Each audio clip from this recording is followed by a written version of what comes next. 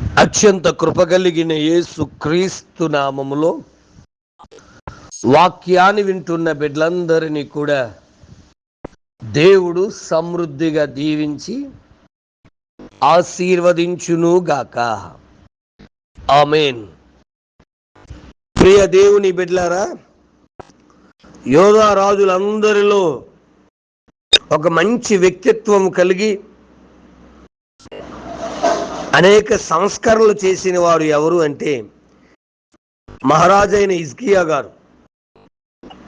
అతడు దేవతా స్తంభములను పడగొట్టి ఇశ్రాయేలీయులు ఆరాధిస్తున్న నెహుష్టాను అనబడుతున్న దాన్ని కూడా చెతకగొట్టి పడేసి మందిరాన్ని బాగు చేయించి మరి విశ్వాసములో పెంపొందింపబడి అష్షూరు రాజులను సైతం కత్తి పట్టుకోకుండా జయించిన వ్యక్తిగా మనకు కనబడుతున్నాడు.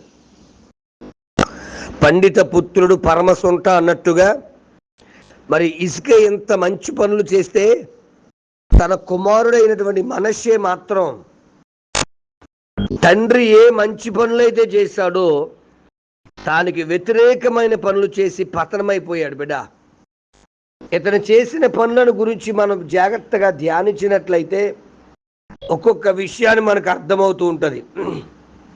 ప్రియ దేవుని బిడ్డ, ఇర్మియా గ్రంథం మనం తీసుకున్నప్పుడు ఇర్మియా గ్రంథం 15వ అధ్యాయము 4వ వచనాన్ని మనం చదివితే, దయచేసి బిడ్డలారా, యోధా రాజైన హిజ్కియా కుమారుడు మనష్షే యెరూషలేములో చేసిన క్రియలను బట్టి భూమి మీద ఉన్న సకల రాజ్యములలోనికి ఇటు అటు చెదరగొట్టబడినట్లు వారిని అప్పగించుచున్నాను అంటాడు. యోధా రాజైన హిజ్కియా మరి తన కుమారుడైనటువంటి మనష్షే ఎలా చెడిపోయాడు అని మనం మొదటగా ఆలోచన చేస్తే 2వ దినవృత్తాంతాలు 33వ అధ్యాయము 3వ వచనాన్ని మనం చదివినప్పుడు అతడు తన తండ్రి అయిన హిజ్కియా పడగొట్టిన ఉన్నత స్థలములను తిరిగి కట్టించి బయలుదేవతకు బలిపీఠములు నిలిపి దేవతా స్తంభములను చేయించి ఆకాశ నక్షత్రములన్నిటినీ పూజించి కొలిచెను అనే మాట. బిడా, హిజ్కియా గారు చేసిన మంచి పనులు అవన్నీ బదలగొట్టి పడేయడం. మనష్షే చేసిన మొదటి పరికమాల పని ఏదంటే, తండ్రి ఏదైతే పడగొట్టేశాడో, ఏదైతే పాడు చేసేసాడో అవన్నీ తిరిగి బాగు చేయించి సృష్టిని ఆరాధిస్తున్నాడు, సృష్టిని పూజిస్తున్నాడు. దేవాది దేవుడు చెప్తున్నాడు, బాబు ఇదిగో సృష్టికర్త అయిన నన్ను మీరు ఆరాధించండి తప్ప సృష్టిని కాదు అని చెప్పిన ఆనాడు హిజ్కియా కుమారుడైనటువంటి మనష్షే ఏది చేశాడో ఈరాజు మనుషులమైన మనము కూడా, మరి నేటి తరములో ఉన్న మనము కూడా సృష్టికర్తను మరిచి సృష్టిని ఆరాధిస్తున్నాం. నక్షత్రాలను పూజించేవారు ఒకరు నక్షత్రం వైపు చూసి ఇదేదో గొప్ప మేలు చేసేస్తుందని చెప్పేసి ఆ నక్షత్రాలకు దైవత్వాన్ని ఆపాదిస్తూ సృష్టిని పూజిస్తున్నావా? అయితే నీవు కూడా మనష్షే చేసిన పనులు చేస్తున్నావేమో. మొదటగా అతడు దేవతా స్తంభములను మరి బలిపీఠాలు కట్టించి మరి ఆకాశ నక్షత్రాలను పూజించినట్టుగా మనం చూస్తున్నాం. రెండవదిగా చూస్తే 33వ అధ్యాయం 2వ దినవృత్తాంతాలు 6వ వచనంలో అతడు బెన్హినేము లోయనందు అతడు తన కుమారులను అగ్నిగుండము దాటించి, అనగా దేవాతి దేవుడు చెప్పాడు, మీరు కానీ మీ పిల్లలు కానీ అగ్నిగుండము దాటకూడదు అని చెబితే దేవుడు ఏది చెప్పాడో దానికి వ్యతిరేకం. హిజ్కియా చేసినటువంటి ఆ యొక్క మంచి పనులన్నీ తిరిగి పాడు చేయడం, దేవుడు వద్దన్న పని తిరిగి మళ్ళీ చేయడం చేస్తున్నాడు. మొదటగా అగ్నిగుండాలు దాటిస్తున్నాడు.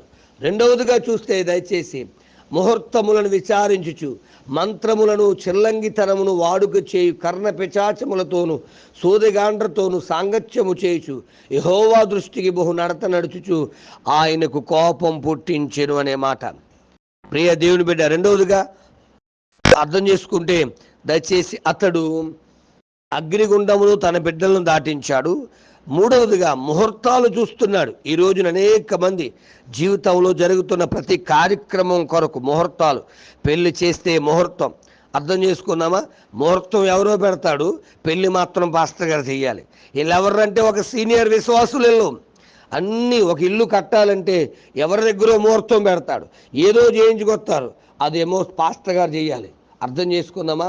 మనస్సే చేసిన పని ఏదురా అంటే ముహూర్తాలు చూడడం దేవునికి ఇష్టం కాదు. దైవ వాక్యం వింటున్న బిడ్డ ఆలోచిద్దామా? నెక్స్ట్ మూడోదిగా మంత్రములను చెల్లంగితనమును వాడుకు చేస్తున్నాడు.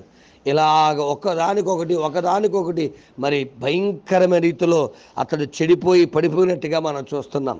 కానీ భయంకరమైన శ్రమ వచ్చినప్పుడు 2 దినవృత్తాంతాలు 33 అధ్యాయం 12 అతడు శ్రమలో ఉన్నప్పుడు తన దేవుడని యెహోవాను బ్రతిమాలుకొని తన పితరుల దేవుని సన్నిధిని తన్ను తాను బహుగా తగ్గించుకునే మాట మనం జాగ్రత్తగా చూస్తే, దేవుని వాక్యం వింటున్న బిడ్డలారా, నిజమే, ఎంతటి గొప్ప పాపి అయినా, ఎంత దుర్మార్గము చేసిన వ్యక్తి అయినా తన్ను తాను తగ్గించుకొని తన్ను తాను దేవుణ్ణి ఎదుట తగ్గించుకొని దేవుణ్ణి బ్రతిములాడుకుంటే క్షమించే దేవుడు.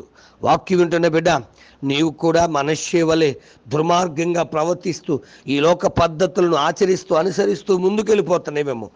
నీ శ్రమ రాకముందే, నీకు కష్టము రాకముందే తగ్గించుకొని యెహోవాను బ్రతిములాడుకొని ప్రార్థిస్తే తప్పకుండా దేవుడు నిన్ను దీవిస్తాడు.